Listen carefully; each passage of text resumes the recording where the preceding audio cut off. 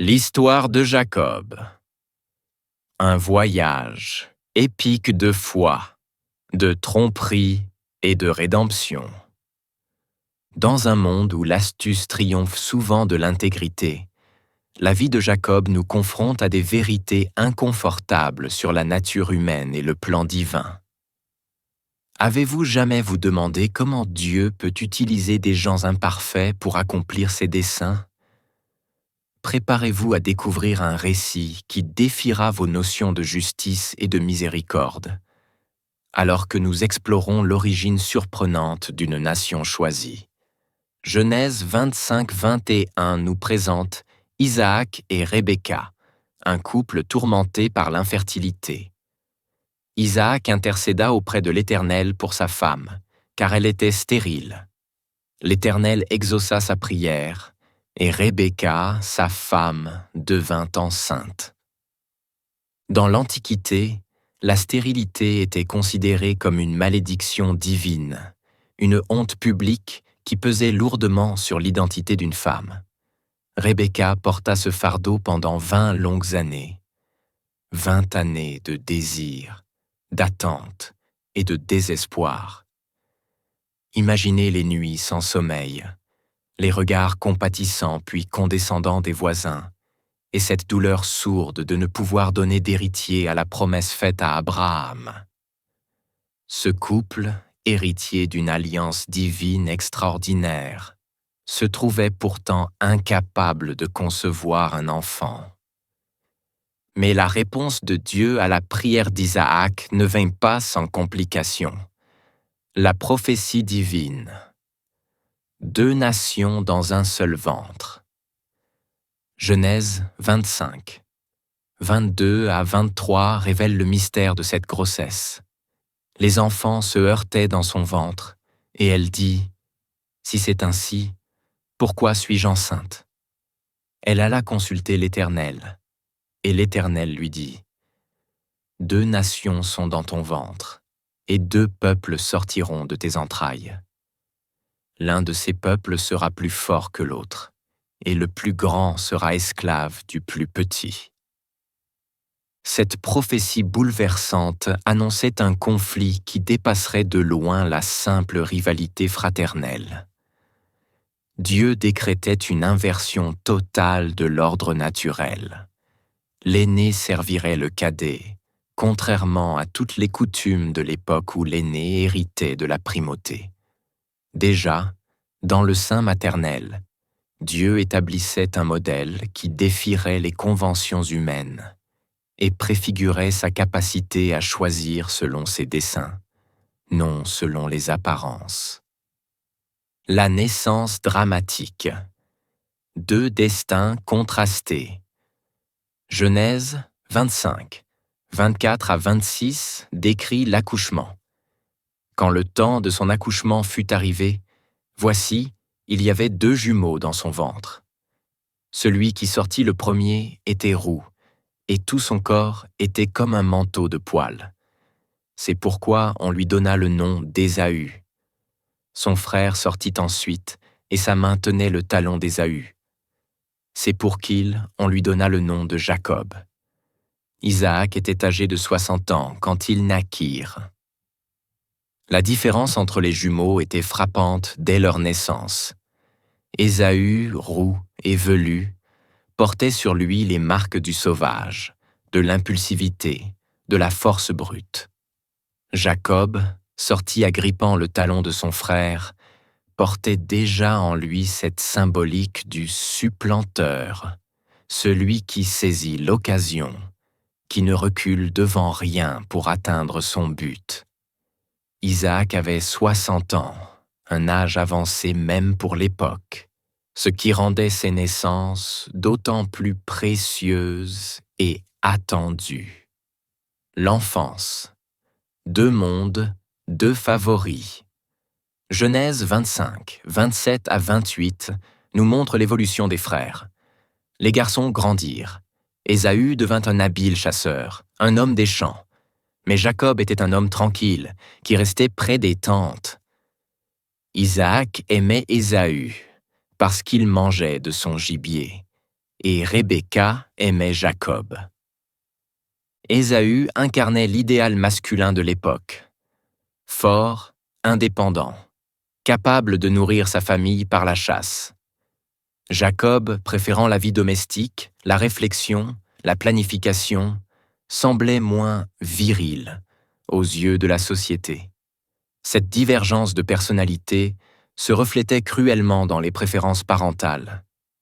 Isaac, homme de la nature, favorisait l'aîné. Rebecca, plus intuitive et spirituelle, voyait en Jacob le véritable héritier de la promesse. Ce favoritisme parental, loin d'être anodin, sema les graines d'une discorde qui allait déchirer la famille. C'est un avertissement intemporel sur les dangers de traiter ses enfants inégalement.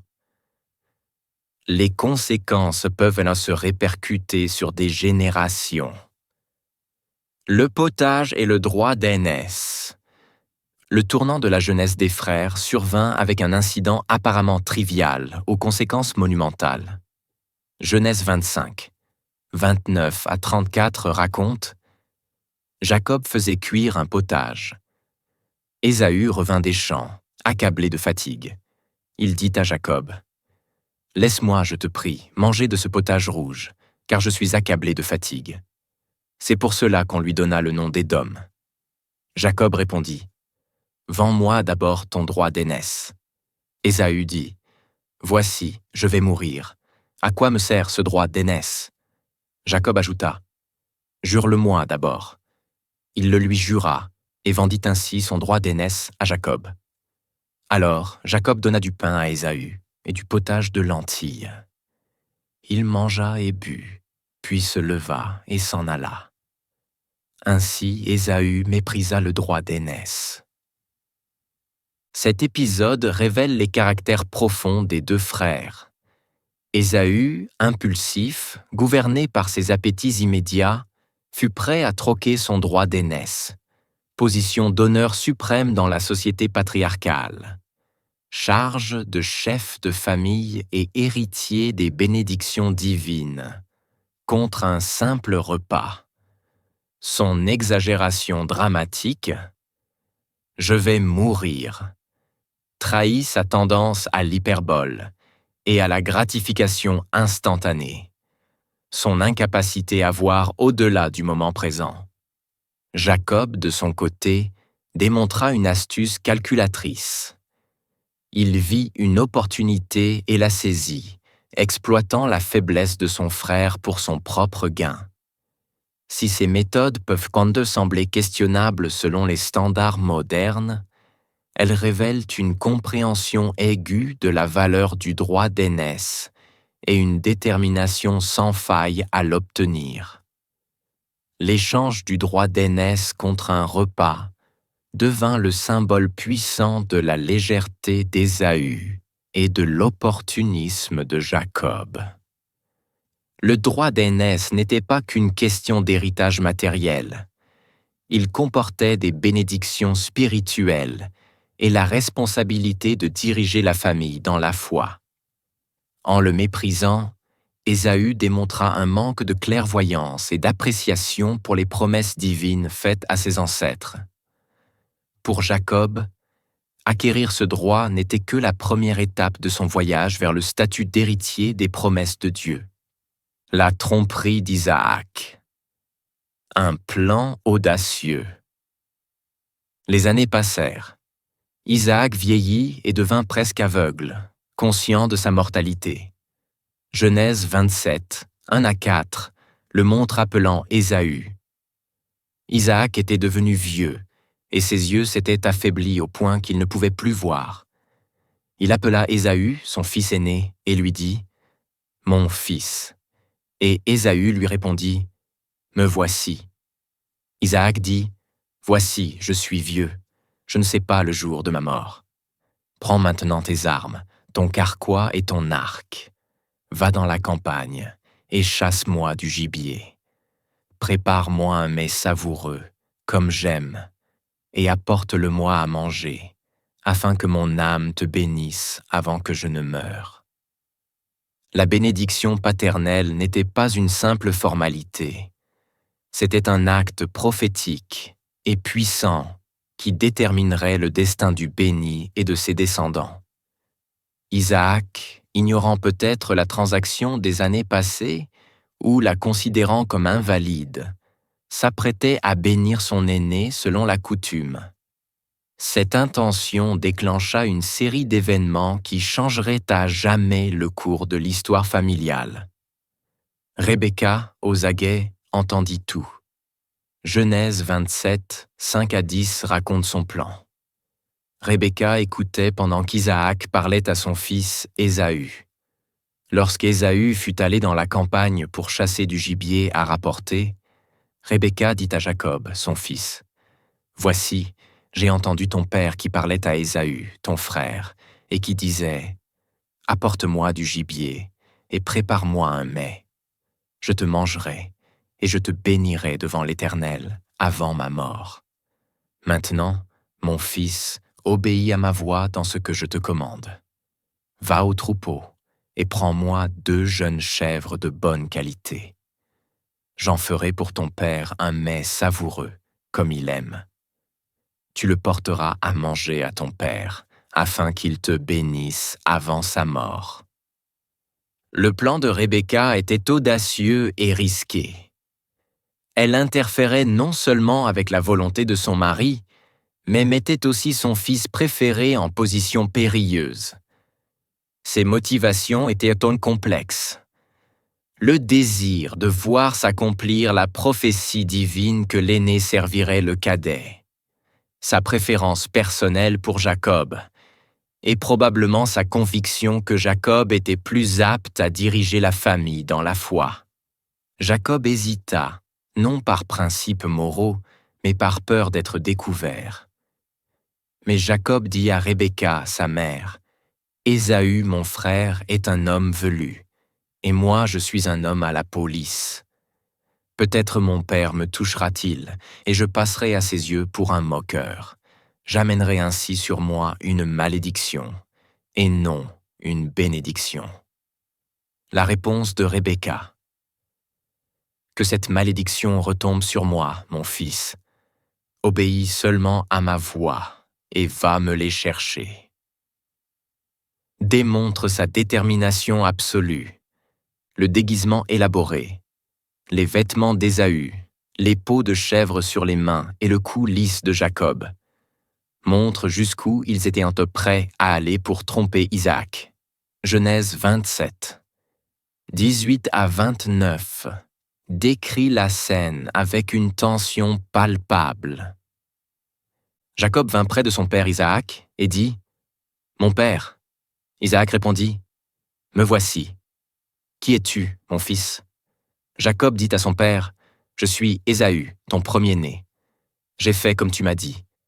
Lève-toi, je te prie, assieds-toi et mange de mon gibier, afin que ton âme me bénisse. » Isaac dit à son fils, « Comment as-tu trouvé si vite, mon fils ?» Jacob répondit, « C'est que l'Éternel, ton Dieu, me l'a fait rencontrer. » Isaac dit à Jacob, « Approche, je te prie, que je te touche, mon fils, pour savoir si tu es mon fils Ésaü ou non. » Jacob mentit répétitivement, invoquant même le nom de Dieu pour donner crédibilité à ses mensonges. Isaac, méfiant, insista pour le toucher. Jacob s'approcha de son père Isaac, qui le toucha, et dit, « La voix est la voix de Jacob, mais les mains sont les mains d'Ésaü. » Il ne le reconnut pas, car ses mains étaient velues comme les mains d'Ésaü. Et il le bénit. La bénédiction donnée à Jacob, enregistrée dans Genèse 27, 27-29, était puissante et compréhensive. Il approcha et le baisa.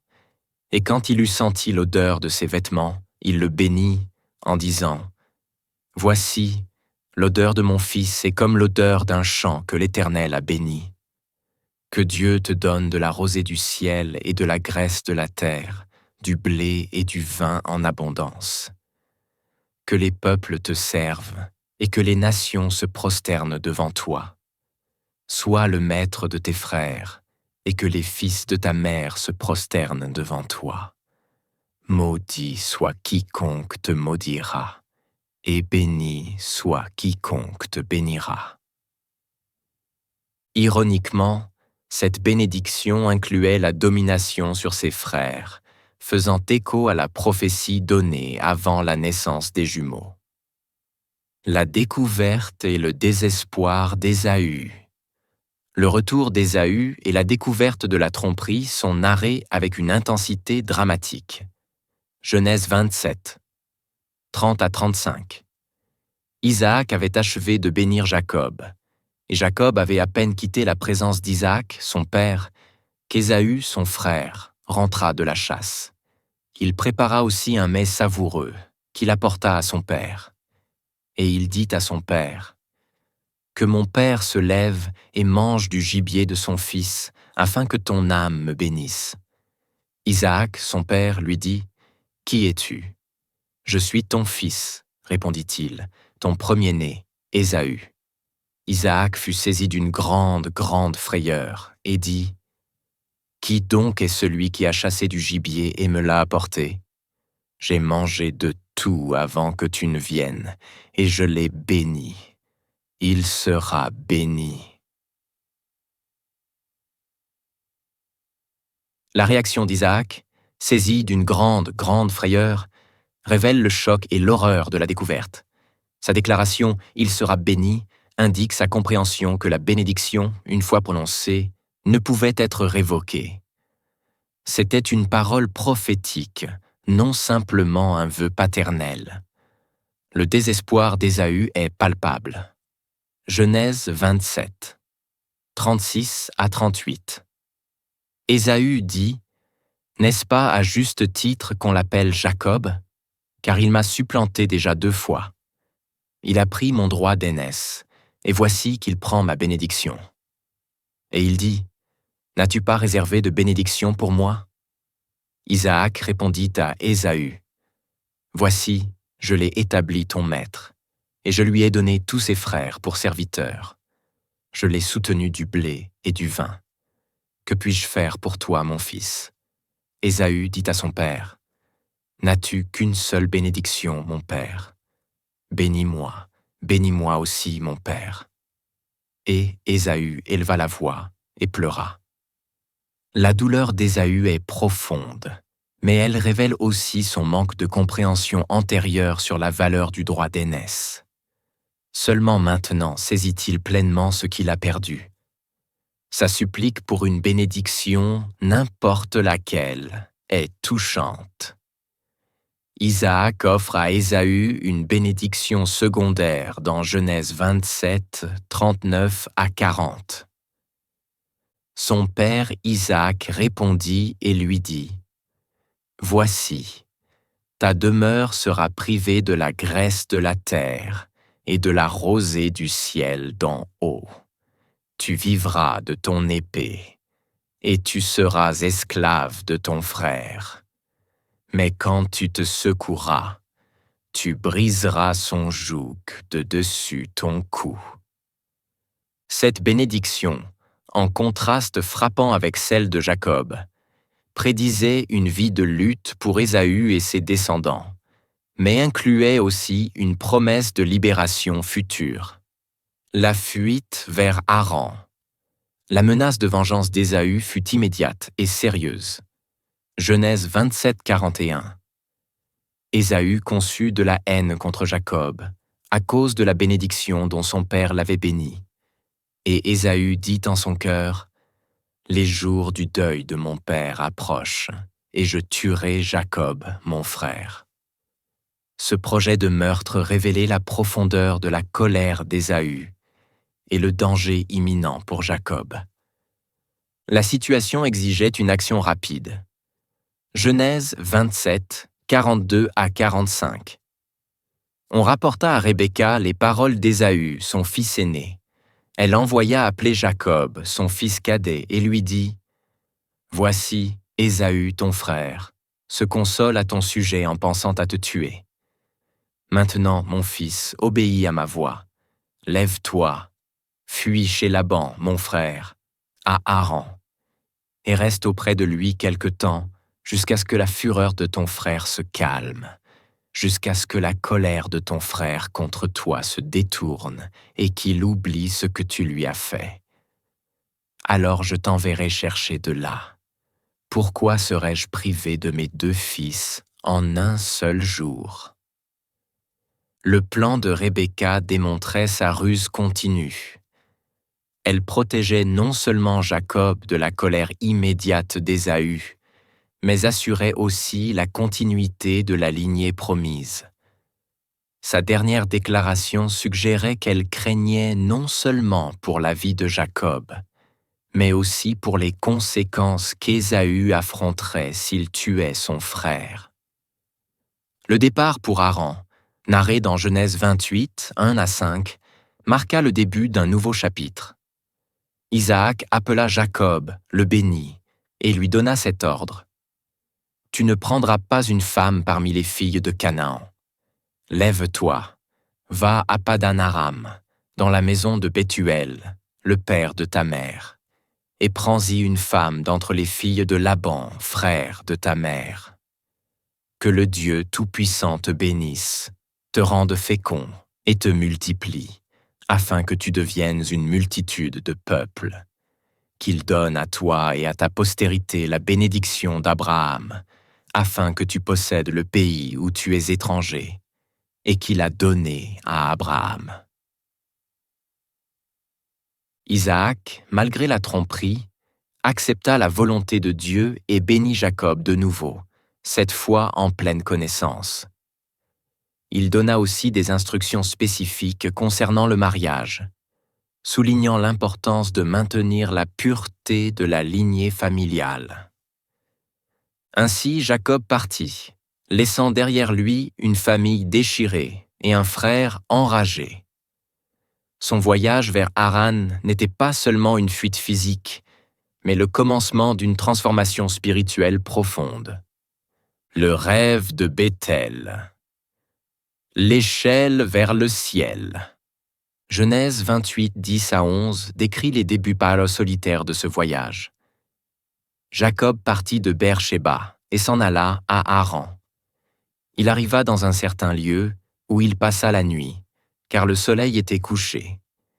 Il y prit une des pierres du lieu et la mit sous sa tête, et il se coucha dans ce lieu-là.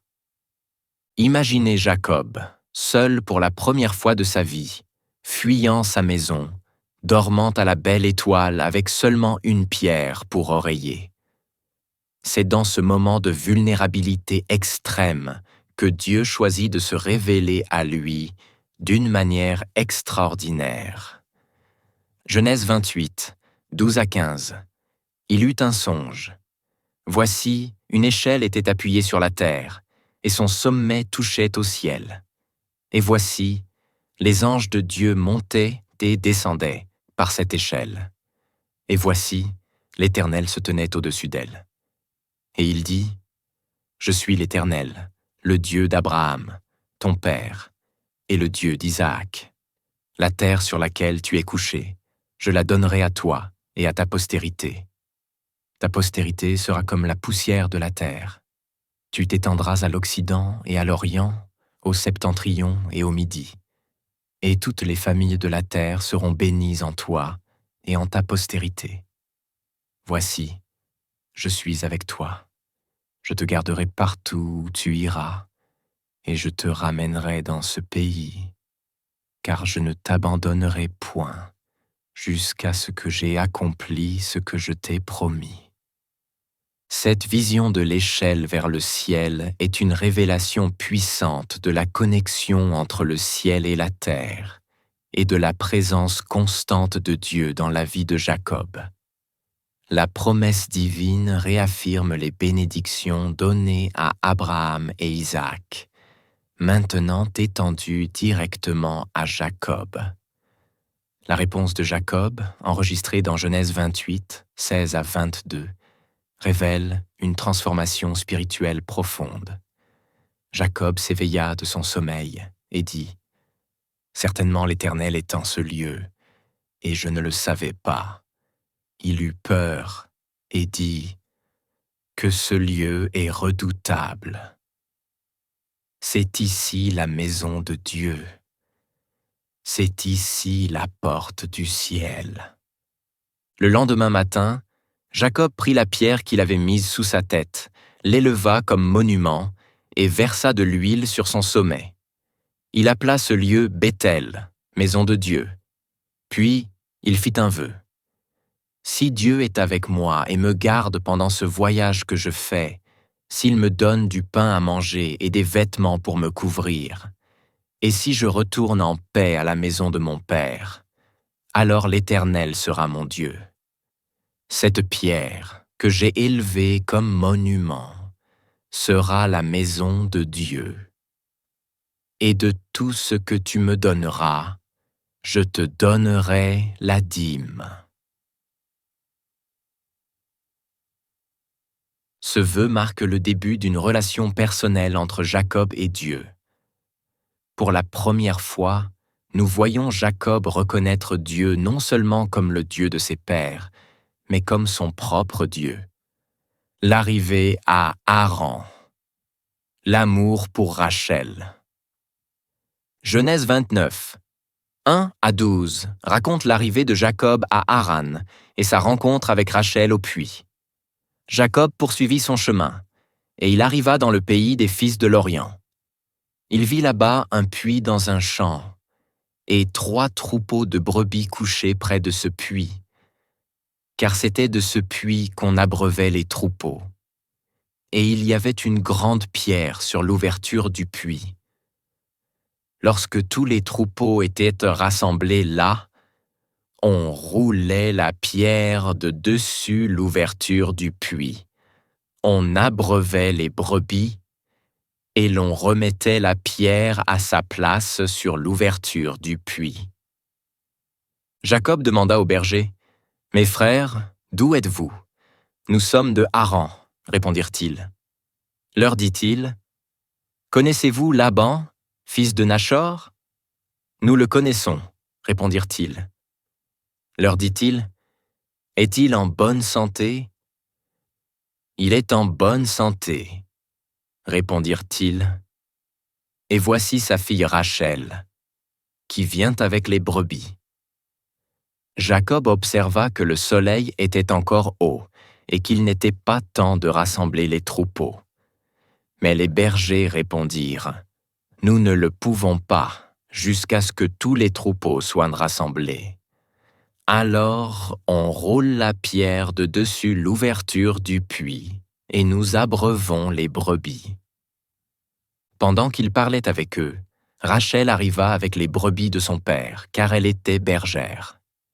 Dès que Jacob vit Rachel, fille de Laban, frère de sa mère, et les brebis de Laban, frère de sa mère, il s'approcha, roula la pierre de dessus l'ouverture du puits, et abreuva le troupeau de Laban, frère de sa mère.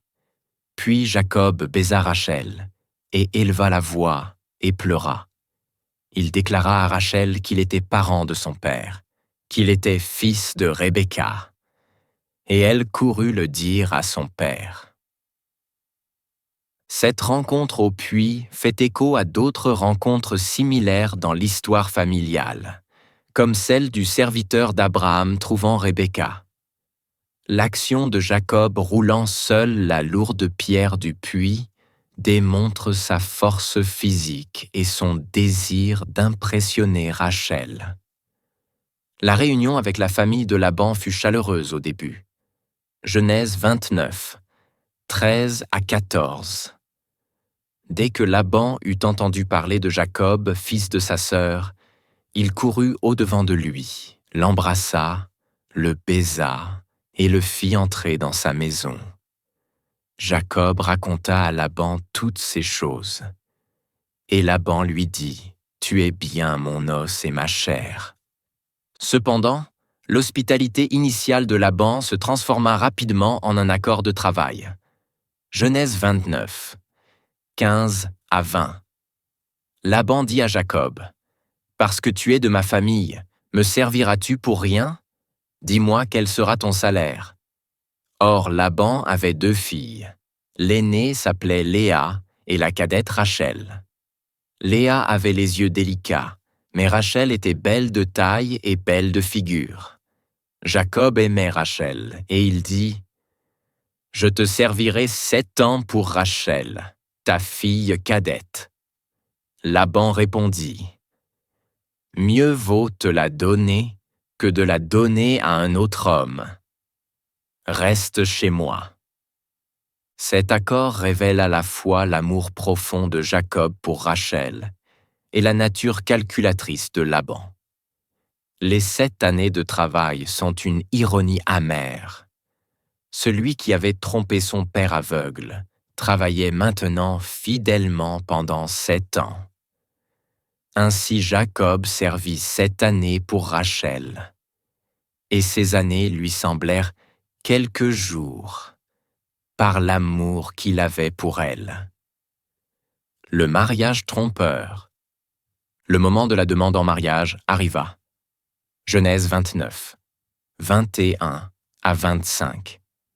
Jacob dit à Laban, « Donne-moi ma femme, car mon temps est accompli, et je m'unirai à elle. » Laban rassembla tous les gens du lieu, et fit un festin. Le soir, il prit Léa, sa fille, et l'amena vers Jacob, qui s'unia à elle. Laban donna sa servante Zilpa à sa fille Léa pour être sa servante. Le matin, voici, c'était Léa. Jacob dit à Laban, « Qu'est-ce que tu m'as fait? N'est-ce pas pour Rachel que je t'ai servi? Pourquoi m'as-tu trompé? » L'ironie de cette situation ne peut être ignorée. Jacob, qui avait trompé son père aveugle, était maintenant trompé dans l'obscurité de sa nuit de noces. Sa question, « Pourquoi m'as-tu trompé ?» fait écho à celle qu'Ésaü lui avait probablement posée des années auparavant. La réponse de Laban et le second accord sont décrits dans Genèse 29, 26 à 30. Laban répondit, « Ce n'est pas la coutume dans ce lieu de donner la cadette avant l'aînée. Achève la semaine de noces avec celle-ci, et nous te donnerons l'autre pour le service que tu feras encore chez moi pendant 7 autres années. » Jacob fit ainsi. Il acheva la semaine de noces avec Léa. Puis Laban lui donna pour femme Rachel, sa fille. Ainsi, Jacob se retrouva marié à 2 sœurs, une situation qui créerait tension et rivalité dans les années à venir. Son amour préférentiel pour Rachel reflétait le favoritisme de ses propres parents, perpétuant un cycle de conflit familial. La naissance des enfants. Une compétition féconde. Les enfants de Jacob naquirent au milieu de cette rivalité. Genèse 29, 31 à 35 et 30, 1 à 24 décrivent cette période féconde mais tumultueuse. Léa donna naissance à Ruben, Siméon, Lévi et Juda. Rachel, incapable de concevoir, donna sa servante Bila à Jacob, qui enfanta Dan et Nephtali. Léa, voyant qu'elle avait cessé d'enfanter, donna sa servante Zilpa à Jacob, qui enfanta Gad et Azer. Léa conçut encore et enfanta Issachar et Zabulon. Finalement, Rachel conçut et enfanta Joseph. Ce récit des naissances est empreint de tension et de compétition entre les sœurs, chacune cherchant à gagner la faveur de Jacob par la maternité. Les noms donnés aux enfants reflétaient souvent les émotions et les espoirs de leur mère. La prospérité et le départ. Après la naissance de Joseph, Jacob désira retourner dans sa patrie. Genèse 30, 25 à 28. Lorsque Rachel eut enfanté Joseph, Jacob dit à Laban, « Laisse-moi partir pour que j'aille dans mon lieu, dans mon pays. Donne-moi mes femmes et mes enfants pour lesquels je t'ai servi, et laisse-moi aller, car tu sais quel service j'ai fait chez toi. » Laban lui dit, « Si j'ai trouvé grâce à tes yeux, Reste. J'ai reconnu par expérience que l'Éternel m'a béni à cause de toi. La prospérité de Jacob comme berger est décrite dans Genèse 30, 29 à 43. Il proposa un accord apparemment défavorable pour lui-même, demandant seulement les animaux tachetés et marqués du troupeau. Cependant, à travers une combinaison de sélection génétique et probablement d'intervention divine, Jacob réussit à augmenter considérablement sa richesse. Genèse 31. 1 à 3 décrit la résistance croissante des fils de Laban et la commande de Dieu pour Jacob de retourner. Jacob apprit ce que disaient les fils de Laban. Jacob apprit tout ce qui était à notre père, et c'est avec ce qui était à notre père qu'il s'est acquis toute cette richesse. Jacob vit aussi que Laban n'était plus pour lui comme auparavant. Alors l'Éternel dit à Jacob, « Retourne dans le pays de tes pères et dans ton lieu natal, et je serai avec toi. » La planification secrète du départ est narrée dans Genèse 31, 4 à 21. Jacob expliqua la situation à Rachel et Léa, révélant un songe dans lequel Dieu lui avait ordonné de partir. Ces femmes soutinrent sa décision, reconnaissant elles-mêmes le traitement injuste de leur père. Rachel vola les téraphim, idoles domestiques, de son père, ajoutant une complexité à la situation, possiblement indiquant sa réticence à couper complètement les liens avec sa famille. Jacob quitta secrètement Haran, traversant l'Euphrate et se dirigeant vers le pays de Galaad. La poursuite et la confrontation. La poursuite de Laban est narrée dans Genèse 31, 22 à 24. Le 3e jour, on annonça à Laban que Jacob s'était enfui. Il prit avec lui ses frères, poursuivit Jacob pendant 7 jours de marche, et l'atteignit à la montagne de Galaad. Dieu vint à Laban l'Araméen dans un songe de nuit, et lui dit, « Garde-toi de parler à Jacob, ni bien, ni mal. » L'avertissement de Dieu à Laban dans un songe démontre sa protection continue sur Jacob, même lorsque les actions de Jacob étaient questionnables. La confrontation sur la montagne de Galaad est décrite dans Genèse 31, 25 à 42. Laban accusa Jacob de s'être enfui secrètement et d'avoir volé ses dieux domestiques. Ignorant le vol de Rachel, Jacob permit à Laban de fouiller tout le camp. Rachel, assise sur les idoles, trompa son père en prétendant ne pouvoir se lever à cause de ses règles, l'empêchant de fouiller où elle était. Jacob exprima ensuite sa frustration sur le traitement de Laban au fil des ans. « J'ai passé 20 années chez toi. Tes brebis et tes chèvres n'ont point avorté, et je n'ai pas mangé les béliers de ton troupeau. Je ne t'ai pas rapporté les bêtes déchirées. J'en ai payé moi-même la perte. Tu me réclamais ce qui avait été volé de jour et ce qui avait été volé de nuit. La chaleur me consumait pendant le jour et le froid pendant la nuit, et le sommeil fuyait de mes yeux. Voilà 20 ans que je suis chez toi. J'ai travaillé 14 années pour tes 2 filles et 6 années pour ton troupeau, et tu as changé 10 fois mon salaire. Si le Dieu de mon père, le Dieu d'Abraham, le Dieu redouté par Isaac, n'avait pas été avec moi, certainement tu m'aurais maintenant renvoyé les mains vides. Mais Dieu a vu ma souffrance et le travail de mes mains, et hier, il a prononcé son jugement. » Ce discours passionné révèle le sentiment d'injustice de Jacob et sa croyance en l'intervention divine en sa faveur. Le pacte entre Jacob et Laban fut établi dans Genèse 31, 43 à 55. Ils érigèrent un tas de pierres comme témoin de leur accord de ne pas se nuire mutuellement. Laban l'appela Yegar Sahaduta en araméen, tandis que Jacob l'appela Galaed en hébreu, tous deux signifiant tasse de témoignage. Le retour vers Canaan. La peur d'Ésaü. L'adieu final est marqué dans Genèse 30 et 1,55. Laban se leva de bon matin, baisa ses fils et ses filles et les bénit. Puis il partit pour retourner dans sa demeure. Avec cet adieu, un chapitre significatif de la vie de Jacob se terminait.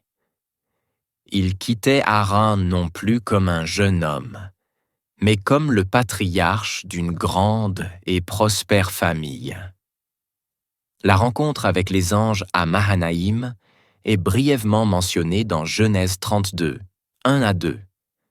Jacob poursuivit son chemin, et des anges de Dieu le rencontrèrent. Quand il les vit, Jacob dit « C'est le camp de Dieu », et il appela ce lieu Mahanaïm. Cette rencontre servait de rappel de la présence continue et de la protection de Dieu, préparant Jacob pour le défi à venir. La préparation pour la rencontre avec Ésaü est narrée dans Genèse 32, 3 à 21. Jacob envoya des messagers en avant pour informer Ésaü de son arrivée. Quand les messagers revinrent avec la nouvelle qu'Ésaü venait à sa rencontre avec 400 hommes, Jacob fut terrifié.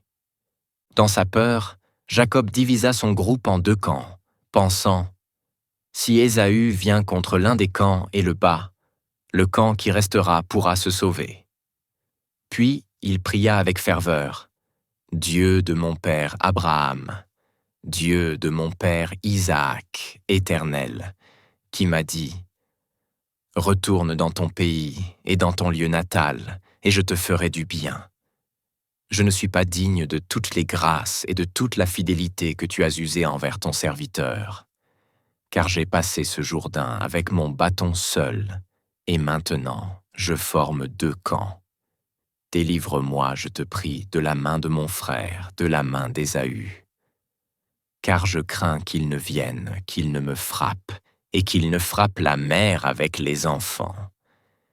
Et toi, tu as dit, je te ferai du bien, et je rendrai ta postérité comme le sable de la mer, qu'on ne peut point compter. » Cette prière révèle la lutte intérieure de Jacob entre la peur et la foi, rappelant à Dieu ses promesses, tout en reconnaissant sa propre indignité. Jacob prépara aussi un cadeau substantiel pour Ésaü, l'envoyant en groupes séparés devant lui, espérant apaiser son frère. La lutte à Péniel, la transformation en Israël. Genèse 32, 22 à 32 narre l'un des épisodes les plus énigmatiques et transformateurs de la vie de Jacob. Cette nuit-là, Jacob se leva, prit ses 2 femmes, ses 2 servantes et ses 11 enfants, et passa le gué de Jabbok. Il les prit et leur fit passer le torrent, ainsi que tout ce qui lui appartenait. Jacob resta seul, et un homme lutta avec lui jusqu'au lever de l'aurore. Cette lutte nocturne symbolise la bataille interne de Jacob avec son passé et son avenir. Voyant qu'il ne pouvait le vaincre, l'homme le toucha à l'emboîture de la hanche. Et l'emboîture de la hanche de Jacob se démit pendant qu'il luttait avec lui. L'homme dit « Laisse-moi aller, car l'aurore se lève. » Et Jacob répondit « Je ne te laisserai point aller, que tu ne m'aies béni. » L'homme lui dit « Quel est ton nom ?»« Jacob, répondit-il. L'homme dit « Ton nom ne sera plus Jacob, mais Israël, car tu as lutté avec Dieu et avec des hommes, et tu as vaincu. » Le changement de nom de Jacob à Israël marque une transformation profonde de son identité. n'importe plus le supplanteur, il est maintenant celui qui lutte avec Dieu. Jacob émerge de cette expérience bénie, mais aussi blessé, boitant à cause du coup à sa hanche. Cette blessure physique sert de rappel constant de sa rencontre avec le divin. La réconciliation avec Ésaü. La rencontre tant redoutée avec Ésaü finit par arriver. Genèse 33, 1 à 11. Jacob leva les yeux et vit Ésaü qui venait, accompagné de 400 hommes. Il partagea les enfants entre Léa, Rachel et les 2 servantes. Il mit en avant les servantes et leurs enfants, puis Léa et ses enfants, puis Rachel et Joseph en arrière. Lui-même passa devant eux, et il se prosterna en terre 7 fois, jusqu'à ce qu'il fût près de son frère. L'approche prudente de Jacob, se prosternant 7 fois, démontre sa soumission et son désir de réconciliation. Cependant, la réaction d'Ésaü surprit tout le monde. Ésaü courut à sa rencontre, l'embrassa, se jeta à son cou et le baisa. Et ils pleurèrent. Ce moment de réconciliation est puissant et inattendu. L'étreinte et les larmes d'Ésaü montrent que le temps avait cicatrisé les vieilles blessures. Le dialogue qui suit révèle la générosité des 2 frères. Jacob insista pour qu'Ésaü accepte ses cadeaux. « Prends, je te prie, mon présent qui t'a été offert, car Dieu m'a comblé de grâce, et j'ai tout ce qu'il me faut. » Après cette rencontre émouvante, les frères se séparèrent amicalement. La vie à Sitchem et la tragédie de Dina. Genèse 33, 18 à 20, marque l'établissement de Jacob à Sichem. Jacob, arrivé de Paddan Aram, campa en face de la ville de Sichem, dans le pays de Canaan. Il acheta la portion du champ où il avait dressé sa tente, des fils d'Amor, père de Sichem, pour 100 kessitas. Il éleva là un autel et l'appela El Elohé Israël. Cependant, la paix nouvellement trouvée de Jacob fut ébranlée par l'incident impliquant sa fille Dina, narré dans Genèse 34. Dina, la fille que Léa avait enfantée à Jacob, sortit pour voir les filles du pays. Sichem, fils d'Amor le Hévien, prince du pays, la vit, l'enleva et la déshonora. Cette violation de Dina déclencha une série d'événements tragiques. Bien que Sichem tombe amoureux de Dina et demande à l'épouser, les fils de Jacob, particulièrement Siméon et Lévi, ourdirent une vengeance. Ils trompèrent les Sichémites en acceptant la circoncision comme condition pour le mariage. Puis, pendant que les hommes se remettaient de la circoncision, Siméon et Lévi attaquèrent la ville, tuant tous les hommes. La réaction de Jacob à ce massacre fut d'horreur et d'inquiétude. Genèse 34-30. Jacob dit à Siméon et à Lévi, « Vous m'avez mis dans le trouble en me rendant odieux aux habitants du pays, aux Cananéens et aux Phéréziens. Je n'ai qu'un petit nombre d'hommes.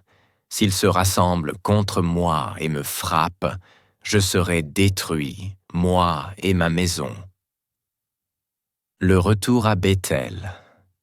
La confirmation divine. Après cet incident traumatique, Dieu instruisit Jacob d'aller à Béthel. Genèse 35, 2 à 3, montre Jacob conduisant sa famille dans un acte de purification spirituelle. Jacob dit à sa maison et à tous ceux qui étaient avec lui, « Ôtez les dieux étrangers qui sont au milieu de vous.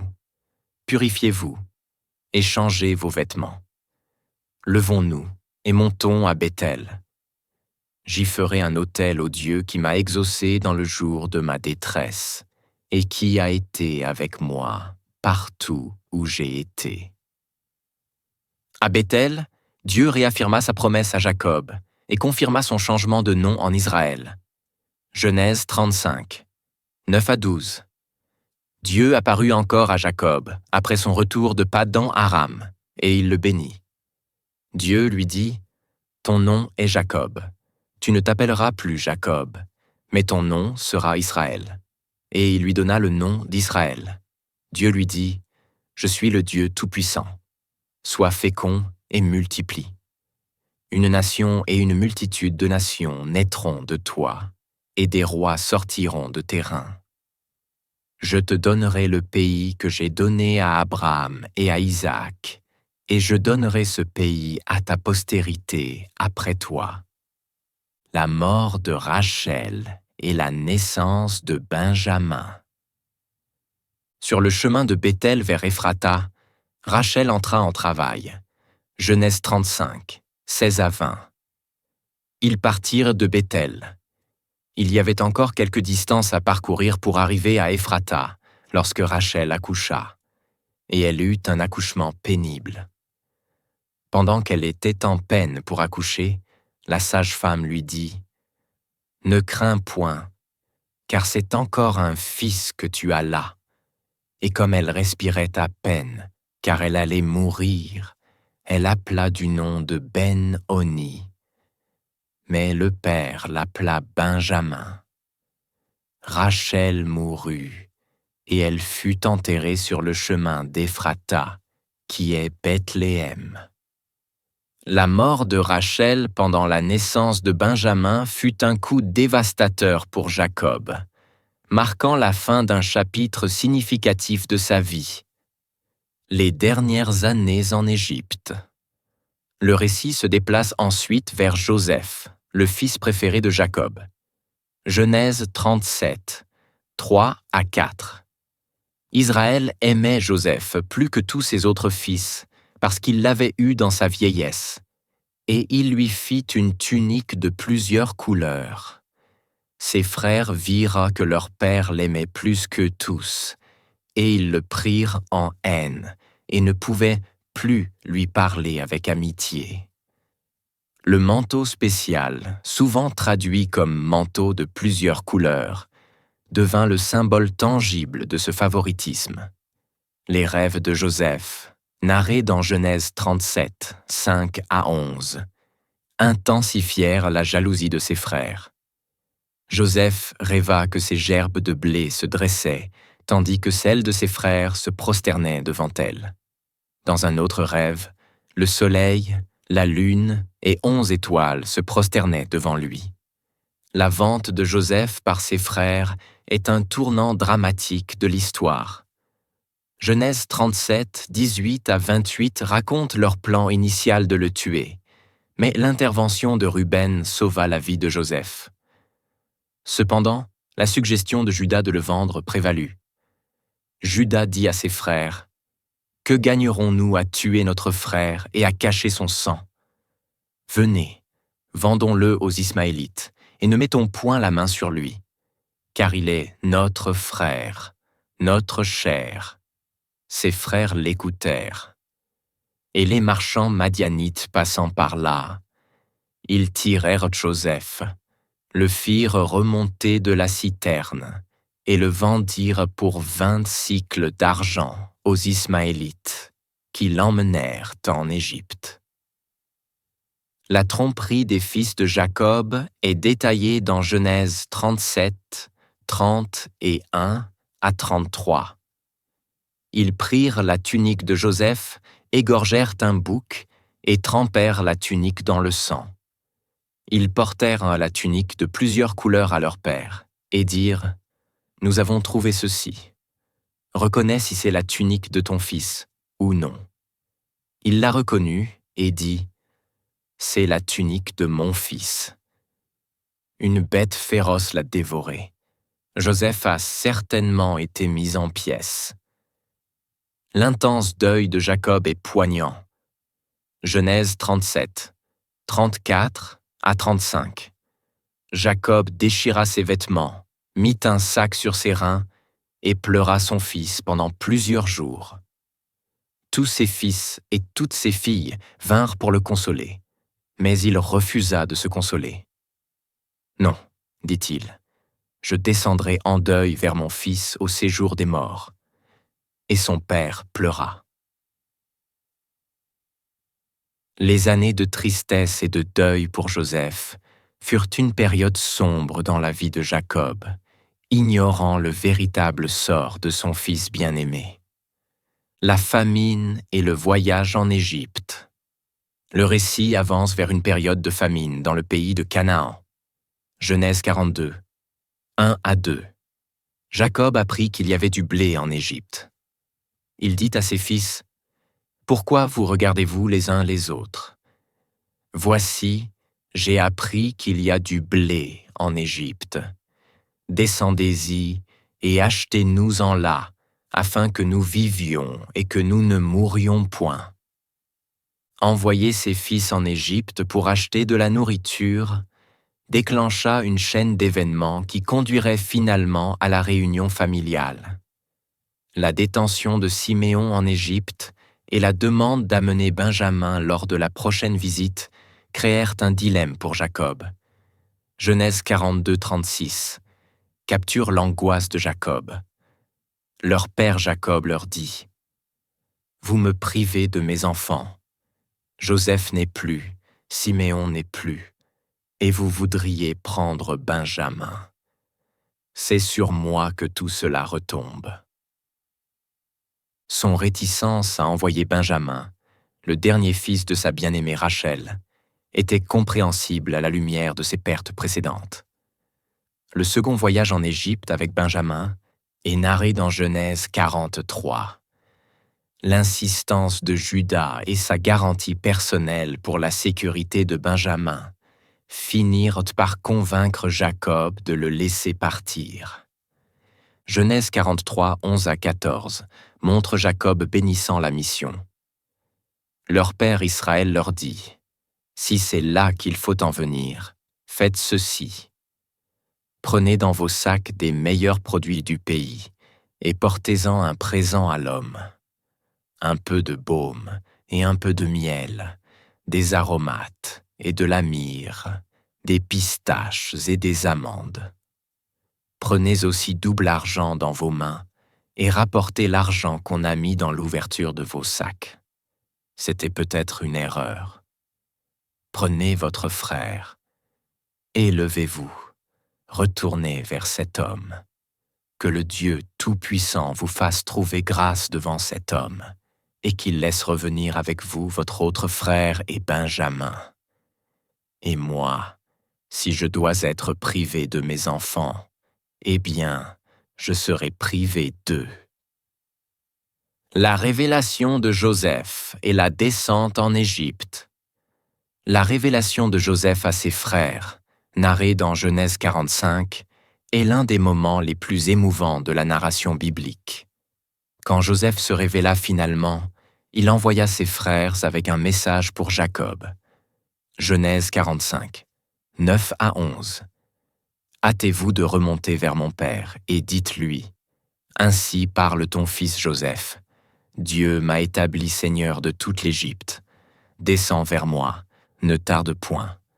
Tu habiteras dans le pays de Goshen, et tu seras près de moi, toi, tes fils, et les fils de tes fils, tes brebis et tes bœufs, et tout ce qui est à toi. Là, je te nourrirai, car il reste encore 5 années de famine, afin que tu ne périsses point, toi et ta maison, et tout ce qui est à toi. » L'invitation pour Jacob de déménager en Égypte fut initialement accueillie avec incrédulité. Genèse 45, 26 à 28. Ils lui annoncèrent la nouvelle. Joseph est encore vivant, et même il est gouverneur de toute l'Égypte. Le cœur de Jacob resta froid, car il ne les croyait point. Mais quand ils lui eurent rapporté toutes les paroles que Joseph leur avait dites, et quand il vit les chars que Joseph avait envoyés pour le transporter, L'esprit de Jacob, leur père, se ranima. Et Israël dit, « C'est assez, Joseph, mon fils, est encore vivant. J'irai le voir avant que je ne meure. » L'hésitation initiale de Jacob était compréhensible étant donné l'ampleur de la nouvelle. Cependant, il reçut une confirmation divine à Beer-Shéba, narrée dans Genèse 46, 1 à 4. Dieu parla à Israël dans une vision de nuit et lui dit « Jacob, Jacob ». Et il répondit « Me voici ». Dieu dit « Je suis le Dieu de ton père. Ne crains point de descendre en Égypte, car je te ferai là devenir une grande nation. Je descendrai avec toi en Égypte, et je t'en ferai remonter sûrement, et Joseph te fermera les yeux. » Le voyage en Égypte et la réunion émouvante avec Joseph sont décrits dans Genèse 46, 29 à 30. Joseph attela son char et monta à la rencontre d'Israël, son père, à Goshen. Dès qu'il se fut présenté à lui, il se jeta à son cou et pleura longtemps sur son cou. Israël dit à Joseph, « Que je meure, maintenant que j'ai vu ton visage, puisque tu vis encore. » L'établissement dans le pays de Goshen marqua le début de la phase finale de la vie de Jacob. Genèse 47, 7 à 10, narre la rencontre de Jacob avec Pharaon. Joseph introduisit son père Jacob et le présenta à Pharaon. Jacob bénit Pharaon. Pharaon dit à Jacob, « Quel âge as-tu » Jacob répondit à Pharaon, « Les années de mon pèlerinage sont de 130 ans. Les années de ma vie ont été peu nombreuses et mauvaises, et elles n'ont point atteint le nombre des années de la vie de mes pères durant leur pèlerinage. » Jacob bénit Pharaon et sortit de chez Pharaon. Les dernières 17 années de la vie de Jacob en Égypte furent une période de paix et de prospérité relative. Genèse 47, 27 à 28. Israël habita dans le pays de Goshen. Ils y acquirent des propriétés, ils furent féconds et se multiplièrent beaucoup. Jacob vécut 17 années en Égypte, et les jours de Jacob arrivèrent à 147 années. Les bénédictions finales et la mort. Les bénédictions finales de Jacob sont enregistrées dans Genèse 48 et 49. Il adopta Éphraïm et Manassé, les fils de Joseph, comme siens, les élevant au statut de tribu. Dans un reflet de sa propre histoire, Jacob croisa ses mains en les bénissant, donnant la plus grande bénédiction au cadet Éphraïm.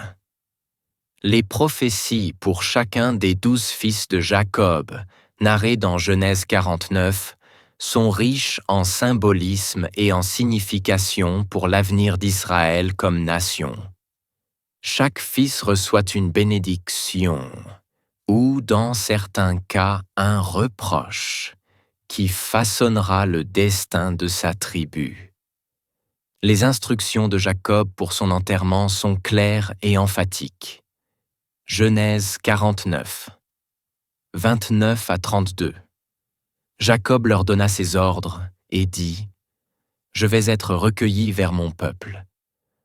Enterrez-moi auprès de mes pères, dans la caverne qui est dans le champ d'Éphron le Héthien, dans la caverne qui est dans le champ de Macpéla, en face de Mamré, dans le pays de Canaan, champ qu'Abraham a acheté à Éphron le Héthien comme propriété sépulcrale. C'est là qu'on a enterré Abraham et Sarah, sa femme. C'est là qu'on a enterré Isaac et Rebecca, sa femme.